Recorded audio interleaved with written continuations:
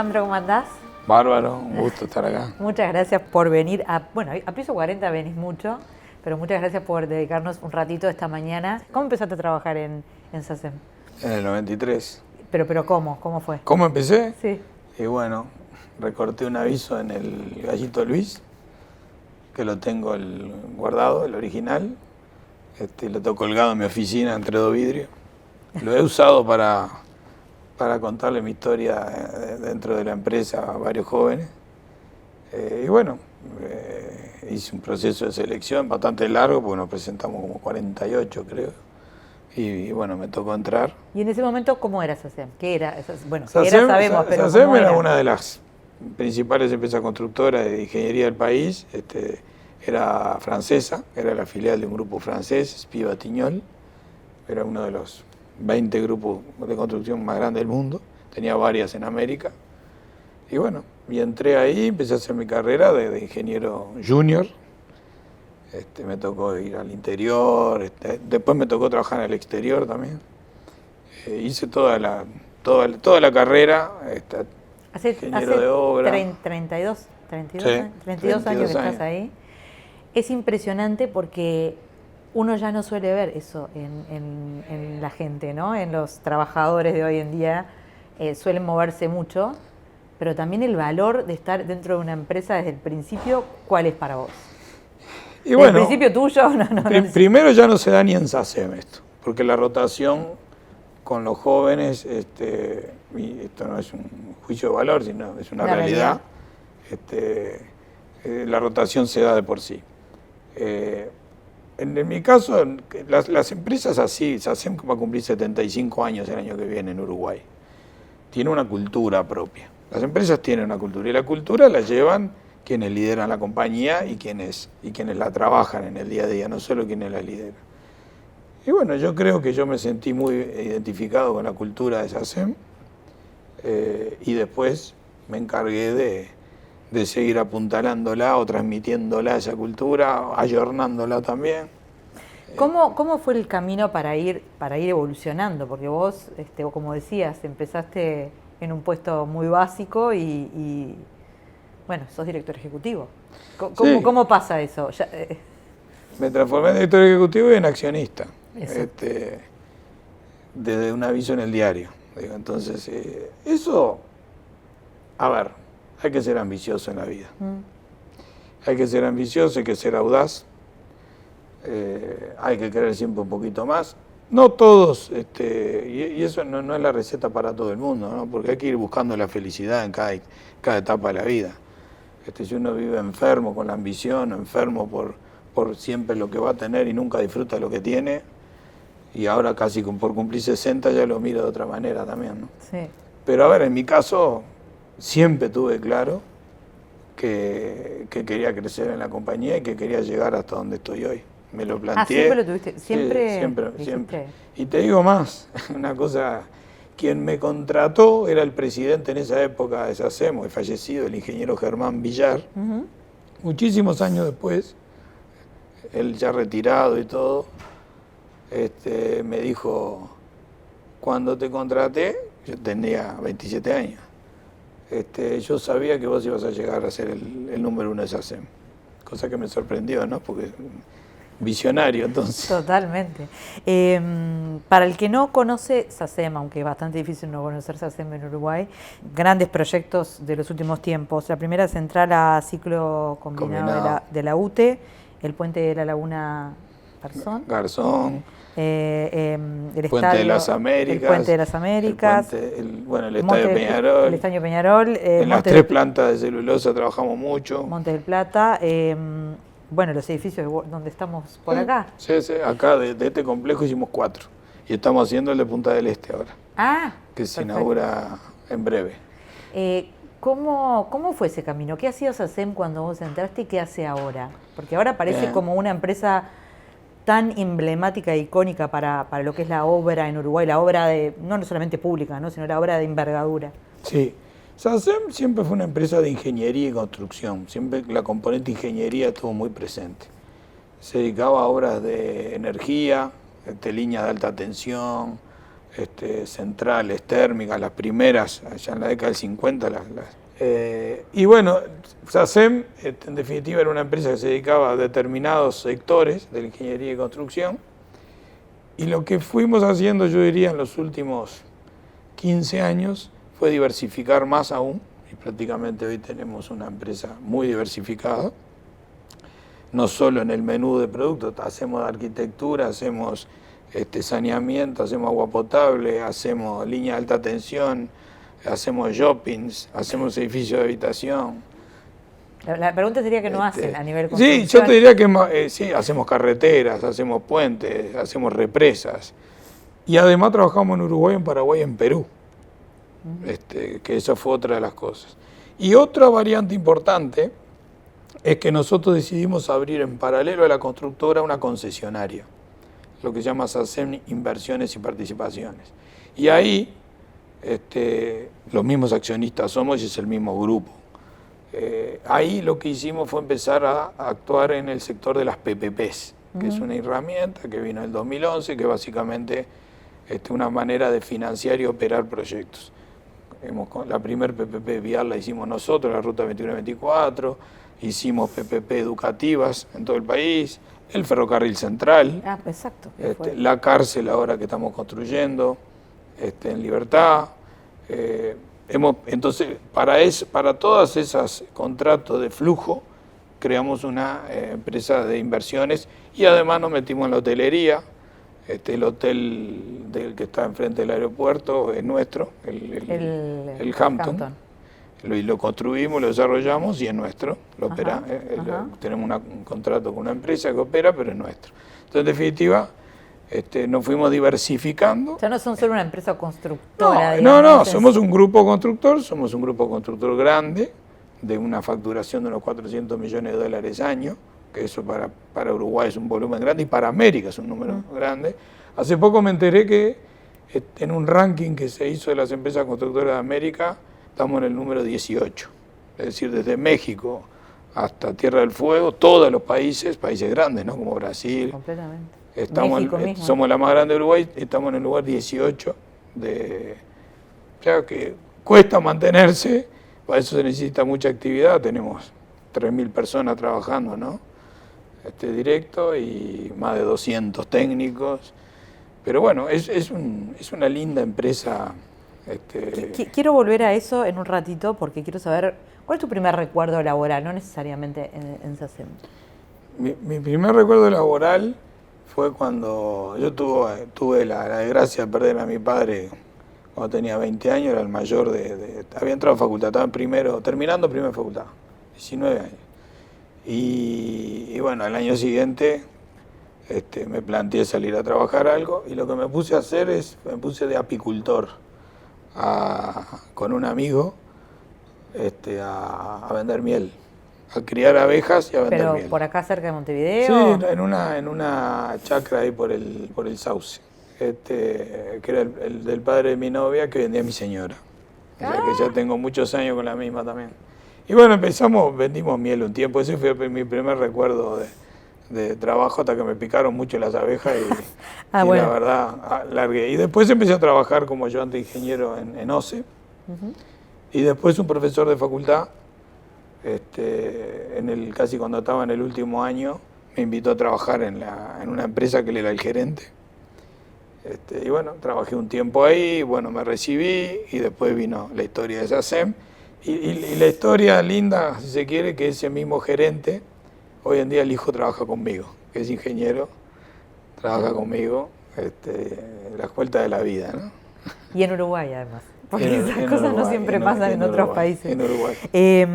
Vos ahí me contaste al principio de que fuiste, escalando posiciones, teniendo diferentes experiencias, que un poco te guió las ganas de hacer y la ambición también personal de mejorar.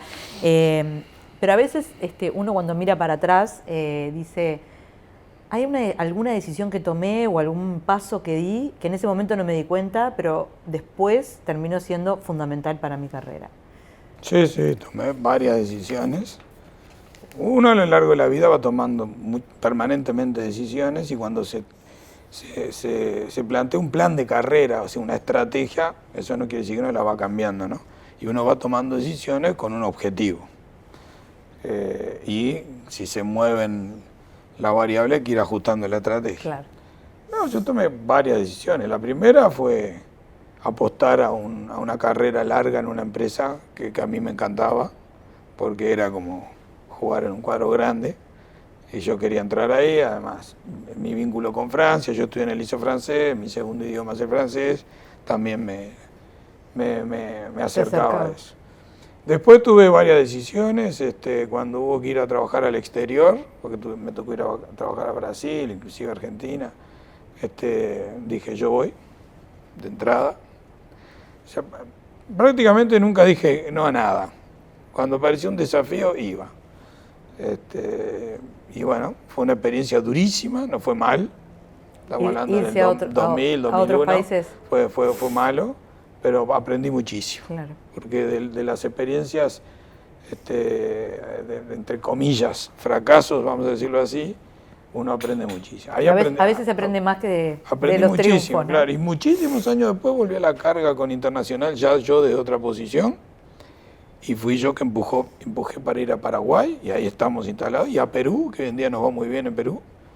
Tenemos una actividad interesante y somos una de las empresas referentes en Perú ya. ¿Cómo es la relación, porque ustedes trabajan mucho para obra pública o para obra público-privada, como recién describiste, con los gobiernos, ¿no? Porque no es lo mismo que una relación que con un privado, tiene sus bemoles, ¿o no? Nosotros tenemos una cartera bastante distribuida para el sector público y para el sector privado, la verdad, bastante pareja. Pero trabajamos mucho para el sector público, en Uruguay sobre todo también porque el Estado es grande en Uruguay, entonces, pero siempre tenemos una buena porción de la cartera privada.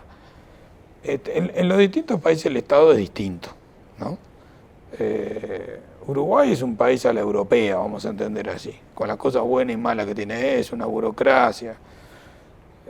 Perú es un país que sufrió mucho después del Lavallato, prácticamente se desintegró todo el segmento de empresas, y también hubo mucha desconfianza con el Estado, todo por la corrupción. Entonces empezaron otras modalidades que son obras por impuestos, gestiones con empresas, por ejemplo hacen G2G, acuerdos gobierno-gobierno, entonces hacen acuerdos, el gobierno de Perú hace acuerdos con el gobierno de Francia, de Inglaterra, de Australia, de Canadá, y hacen acuerdos para supervisar proyectos. Entonces ahí ya viene otro tipo de organización y con contratos más modernos, que es cosa que Uruguay debería aprender, porque Uruguay estamos con contratos, con una versión antigua de contratos, y eso es una de las cosas que quiero empujar desde la Cámara de la Construcción, que estoy de presidente de la Cámara, así que voy a empujar a modernizar un poco los contratos del Estado con los privados. Para que no sean tan pesados en cuanto a...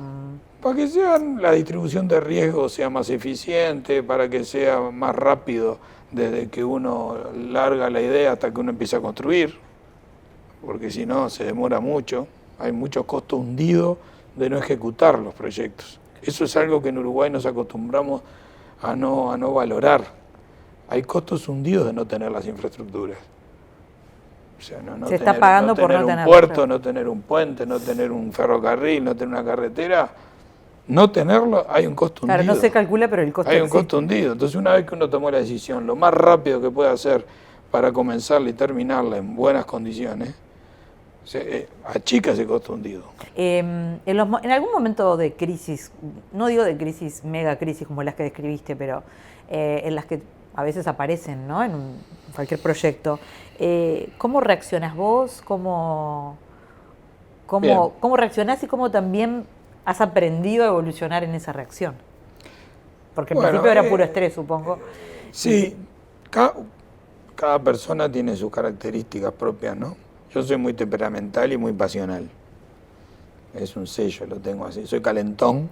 Nada de meditar y decir, no me voy a estresar. No, eso con los años lo trato de hacer y no me sale todavía. Pero soy muy pasional, soy de explotar. Creo que en los peores momentos me aflora ahí una calma de decir, hay una máxima que me embroman los muchachos de la empresa que me dicen, cuando estamos así, dice, bueno, vamos a hacer una limonada con este limón, ¿no? Y bueno, estamos mal, pero vamos a ver cómo con esto podemos hacer una oportunidad. Pero soy pasional. Una característica de líder mía capaz que es que reconozco mis errores. No tengo problema en reconocerlos. Los he reconocido públicamente frente a toda la empresa. Lo importante es cómo uno enmienda las cosas y no ocultar el error. Claro. Y que se aprende, ¿no? De Sí, esos que se errores. aprende. Y bueno, Hablando de aprender, ¿hay algo que hayas aprendido o absorbido de alguien en la empresa? Capaz que alguien inesperado incluso, que no o sea, no necesariamente un jefe tuyo, ¿no? Pero algo que te marcó dentro de la empresa, alguna lección. Todos en la vida tenemos vamos copiando aprendizaje de distintas personas. Ahora, en la vida personal, mi padre, que fue alguien que me marcó mucho, que era ingeniero también. Pero después en la empresa, pincelada me vienen, ¿no? Desde algunos ingenieros mayores, pero capataces. Yo trabajé mucho en obra, mucho viviendo en el interior, en los campamentos. Uno se hace con pinche. Decís campamentos porque montaban todo no, como... o campamento le llama campamento de obra, a ver si es muy en el medio de la nada, era como con contenedores, con casas rodantes. Y si no, alquilábamos en el pueblo más cercano, 2 o 3 casas, pero vivíamos en modalidad campamento de obra, le llamábamos. Y yo vivía con los capataces, con los encargados. Me acuerdo cuando hicimos Juan Lacase, viví unos cuantos meses que hicimos la fábrica Fanapel, que vendía cerró, y que trabajamos 24 horas, porque traía 2 turnos, hicimos toda la planta. Y yo vivía en una casa con 8 o 10 encargados. Y aprendí muchísimas cosas, muchísimos... Porque veías cómo se hacía el trabajo desde cero. Eso sí, y me permitió estar muy cerca del campo, que hoy en día eso yo creo que me ayuda a entender determinadas cosas. Pero aprendí pequeñas cosas de la vida de las personas, porque es una unidad, el trabajo, las personas, la familia, los amigos, el deporte. El deporte siempre estuvo muy presente en mi vida. Y yo aprendí de muchísimas, de muchos, de oficiales, de encargados, de ingenieros. Tuve algunos ingenieros mayores que yo, referentes. O sea, ¿cómo te llevas con las nuevas generaciones? Y con su forma diferente tal vez de hacer las cosas o de encarar el trabajo y la vida. A ver, yo tengo 2 hijos. ¿Qué edades tienen? 28 años mi hijo, que es ingeniero, vive en el exterior, y mi hija se recibe ahora el mes que viene ingeniera también. Tiene 24. Estaba marcada la familia vino con ingenieritis. Pero bueno, entonces yo viví con... y además, como siempre hice mucho deporte y jugué al fútbol mucho tiempo en la liga universitaria y jugué hasta que era el mayor del equipo y jugaba con gente más joven, algunos de esos yo los llevé a trabajar conmigo. Estoy más cercano a la manera de... Además me gusta divertirme, ¿no? No, claro, pero quiero decir, a nivel laboral... Me gustan los bailes, me gusta la fiesta, me gusta ir a tomar una. A ver... Y para eso viene bien toda la ciudad. No, pero digo, eso, ser desacartonado, te permite entender más. Obviamente que me voy alejando un poco más. Hay cosas que me cuestan entender, pero creo que ¿Cómo cuáles? Y bueno, capaz que tengo una mentalidad todavía un poco. Me cuesta entender los cambios abruptos de los jóvenes, capaz que propio por mi estabilidad en la vida. De moverse mucho de un lado para el otro. De moverse mucho. Me cuesta entender, a ver, yo fui formateado, tenía novia, me casé, tuve hijos, Hoy en día las cosas son diferentes. Son diferentes. Y bueno, a veces me cuesta asimilarlas. Claro. Tengo mis discusiones con mi hija, interesantísimas. ¿Qué gran obra te parece que le falta a Uruguay y te gustaría hacerla? Justo tocaste un tema que estoy trabajando como presidente de la Cámara y queremos poner arriba de la mesa un trabajo que en breve se va a empezar a publicitar, que es una agenda para el desarrollo del país, de los grandes proyectos que le faltarían al país, que permitirían a su vez un salto de productividad, ¿no? Entonces, pero a ver, Una obra, por decirte alguna, una obra, por ejemplo, es el tranvía de Montevideo. Montevideo es una ciudad hermosa, la estamos viendo acá, al estilo europeo, no es una típica ciudad americana.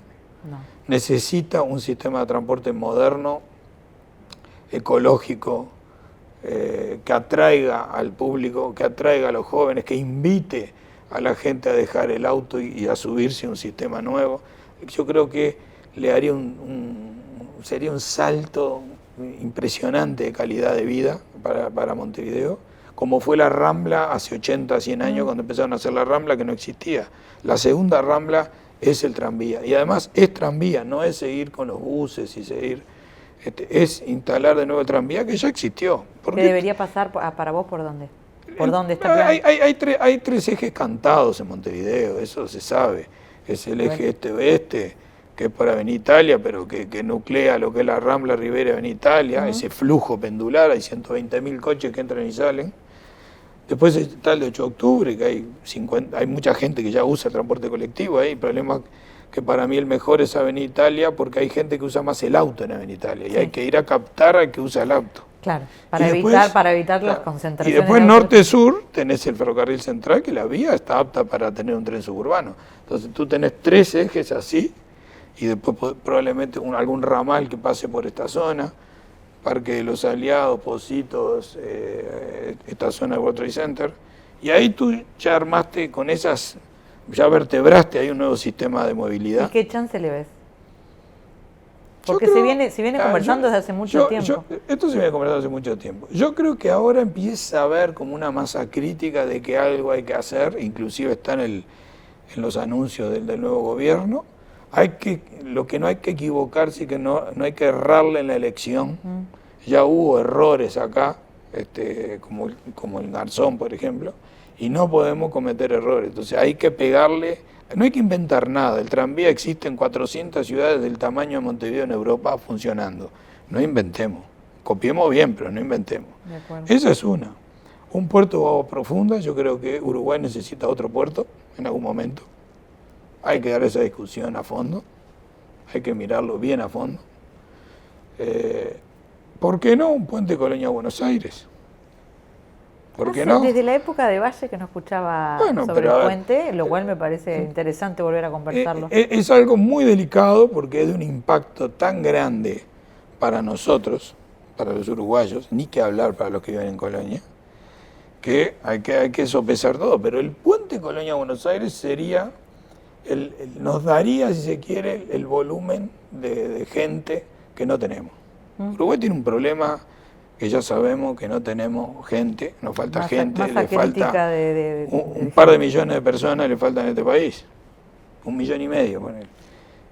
Si tuviéramos eso, tendríamos un mercado un poquito más movido, pero con otro volumen. Y me parece que el puente Colonia Buenos Aires podía ser. Ojo, también en un puente viene lo bueno y viene lo malo. Exacto. Entonces, yo entiendo que esas son, pero me parece igual que... lo malo hoy viene por lo malo viene por mucho. Ahora, también es increíble que en América, para pasar de un país al otro, tengamos que hacer cola de un lado, cola del otro. Cuando uno va a Europa, cruza la frontera de los países y ni se da cuenta. Es un absurdo tan grande. Entonces, pero a ver, el puente puede ser, el puerto de agua profunda, te quedan muchas grandes obras por hacer, así que no te veo cerca del Retiro. Eso veremos desde dónde podrá hacer todo esto. Siempre voy a seguir opinando sobre infraestructura, porque es lo que me apasiona, y además uno tiene que tratar de volcar el conocimiento que tiene. Y yo me pasé más de 30 años de mi vida en esto. Montevideo me apasiona, me gusta Montevideo como ciudad, es una ciudad espectacular, y yo creo que le podemos dar una mano a Montevideo para... Lo que uno haga en Montevideo repercute en la economía de todo el país, porque es tan grande Montevideo, el peso específico, sí, claro. Entonces que tenemos que repensarnos Montevideo. ¿Cómo te relacionás considerando todo eso acá en Piso 40? ¿Qué es Piso 40 para vos? Piso 40 para mí ha sido un buen lugar de intercambio con gente de otros rubros, porque uno se circunscribe y queda... Sí, generalmente en el día a día quedamos con los mismos jugadores, con el mismo mercado. Acá uno corta transversalmente con distintas áreas. También me gusta traer cuando vienen extranjeros, invitarlos acá. Es un lugar que tiene una ubicación, una elegancia, un gusto. Nos presenta bien. Nos presenta bien. Los eventos que se hacen acá también son interesantes, aportan. Me parece que era algo que le faltaba a Montevideo. ¿Vos cómo lo usas en tu vida, digamos? Yo lo uso, vengo cuando hay eventos que me interesan y vengo cada tanto a almorzar y básicamente como presentaciones de negocio. ¿Y has logrado hacer, capaz que, no alianzas, pero sí tejer relaciones que capaz que de otra manera no hubieses llegado? ¿Con otro tipo de empresas? O... No sé si con otro tipo de empresas, pero sí con otros empresarios.